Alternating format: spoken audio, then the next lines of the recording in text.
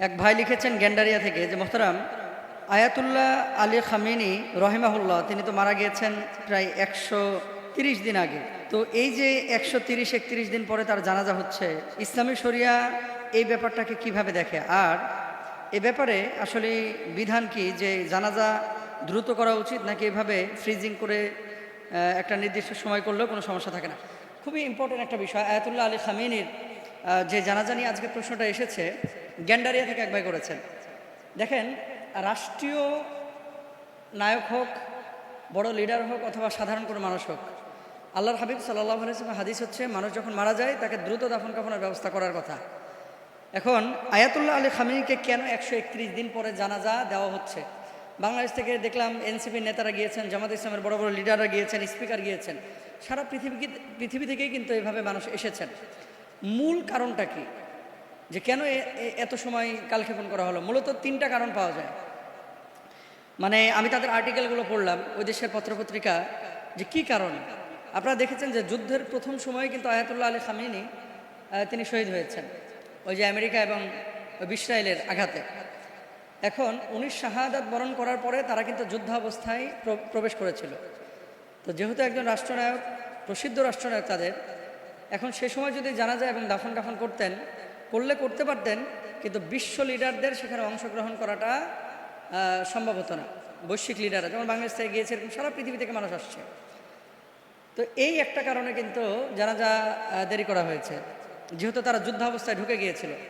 আবার দেখেন, সে সময় যদি লক্ষ লক্ষ মানুষ কিন্তু এখানে একত্রিত হবে ইরানে, যেখানে তার জানাজা হবে।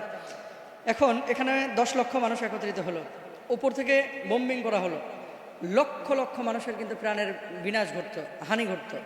এই জন্যও কিন্তু এটা তারা দেরি করেছে। এখন 131 দিন, দেখেন রাসূল আকরাম সাল্লাল্লাহু আলাইহি ওয়াসাল্লাম কিন্তু যত দ্রুত সম্ভব জানাজা এবং দাফন কাফনের কথা বলেছেন। এখন কেউ যদি এই দেরিটা করে থাকে, তাহলে এর জন্য তার গুনাহ হয়েছে কিনা? যদি আওয়াম বা সাধারণ মানুষ হয়, তার এক বিধান, রাষ্ট্রনায়কের বিধান আরেক রকম। ব্যাপারটা এরকম না। যেহেতু এখানে একটা হাজত, যুদ্ধাবস্থায় তারা প্রবেশ করেছিল এবং বড় সড়ো ক্ষতির সম্মুখীন হয়েছিল, এই জন্য তারা আপনার এটা দেরি করেছে। তারপর হচ্ছে শাহাদাতের পর রাষ্ট্রীয় নেতৃত্বের ধারাবাহিকতা এবং প্রশাসনিক স্থিতিশীলতা নিশ্চিত করার জন্য সরকার একটা অগ্রাধিকার চিন্তা চেতনা তারা লালন করেছিল, যে উনার পরে যারা দায়িত্ব নিচ্ছেন সেই দায়িত্ব বন্টন এবং সাথে সাথে এই দায়িত্বের যথাযথ প্রয়োগ, বাস্তবায়ন, এটা যুদ্ধ অবস্থায় কিন্তু সম্ভব হয় না। এই জন্য তারা করেছেন। তাহলে 1 নম্বর হচ্ছে যুদ্ধ অবস্থার মধ্যে প্রবেশ করে ক্ষেপণাস্ত্র, বিমান হামলা, এটা আকাশ থেকে তারা কিন্তু করতে পারতো, হাজার হাজার লক্ষ লক্ষ মানুষের ক্ষতি হতো। 2 নম্বর, দেশ বিদেশ থেকে মানুষ বিপুল সংখ্যক তারা ইরানে গিয়েছে বা যাবে, তাদেরকে সুযোগ করে দেওয়া। 3 নম্বর হচ্ছে রাষ্ট্রীয় নেতৃত্বের ধারাবাহিকতা এবং প্রশাসনিক স্থিতিশীলতা।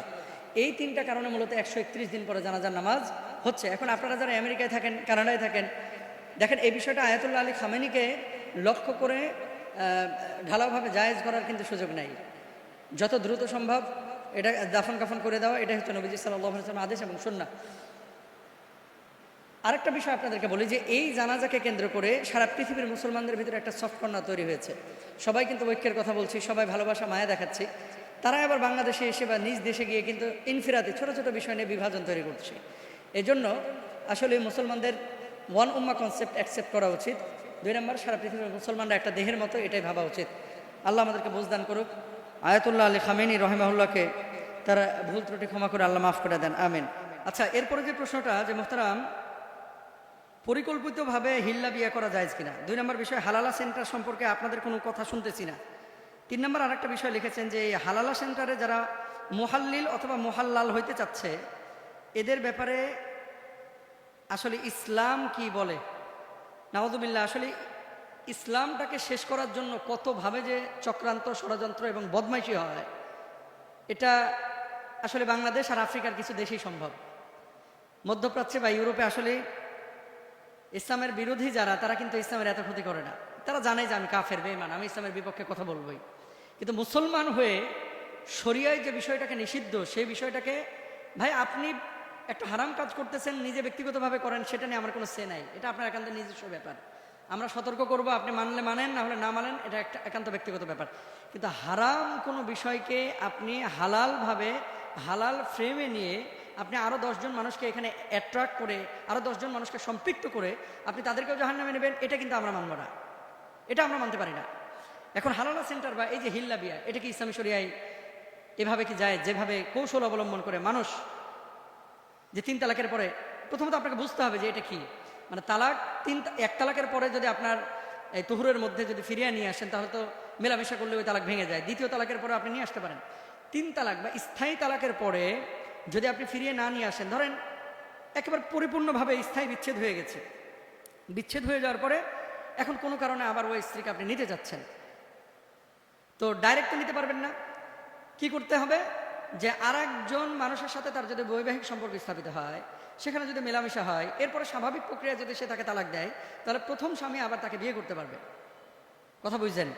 এখন এটাকে কি করছে? ভাড়া করা পাঠা আছে না, পাঠা, ভাড়া করা পাঠা, এই মাদি ছাগলকে পাঠা দেয় না, এই যে এই ভাড়া করা পাঠা দিয়ে বিয়ে করায়া তারপরে এর সাথে মিলন করায়া তারপরে ওখান থেকে তালাক নিয়ে আবার পূর্বের স্বামীর কাছে ফেরানো, এগুলো হচ্ছে ভণ্ডামি, ভণ্ডামি। রাসূল আকরাম সাল্লাল্লাহু আলাইহি ওয়াসাল্লাম কি বলেছেন দেখেন।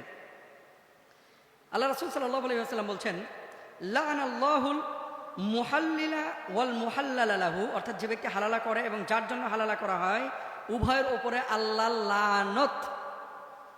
যে হালালা করছে এবং যার জন্য হালালা করা হচ্ছে, 2 জনের ওপরে কার লানত? আল্লাহ সুবহানাহু ওয়া তাআলার লানত।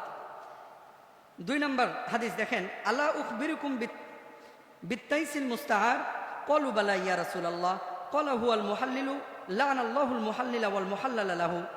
আমি কি তোমাদেরকে ধার করা সার সম্পর্কে জানাবো না? ধার করা সার, আড়িয়া, আড়িয়া, উত্তরবঙ্গে কি কয়? আড়িয়া। ধার করা সার সম্পর্কে কি আমি তোমাদেরকে জানাবো না? সাহাবীগণ বললেন, অবশ্যই আল্লাহ রাসূল সাল্লাল্লাহু আলাইহি ওয়াসাল্লাম, আপনি জানাবেন। তিনি বললেন, সে হলো হালালাকারী ব্যক্তি। আল্লাহ লানত করেছেন হালালা সম্পাদনকারী এবং যার জন্য তা করা হয়। ইবনে মাজার হাদিস নাম্বার হচ্ছে 1936।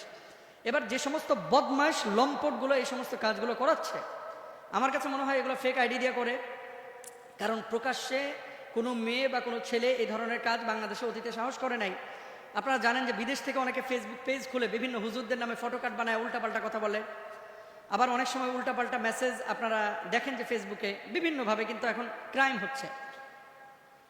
তো ফেক আইডি থেকে এভাবে হালালা সেন্টার খোলা হয়তো বা হয়েছে, আমি এগুলো জানিও না বলতে যখন আলোচনা হয়েছে সোশ্যাল মাধ্যমে, তখন দেখলাম যে কিছু একটা এরকম হচ্ছে। এরপরে এটা নিয়ে স্টাডি করলাম, দেখলাম যে মেসাকার অবস্থা, নাউযুবিল্লাহ, এগুলোকে ইসলাম অনুমোদন করে না।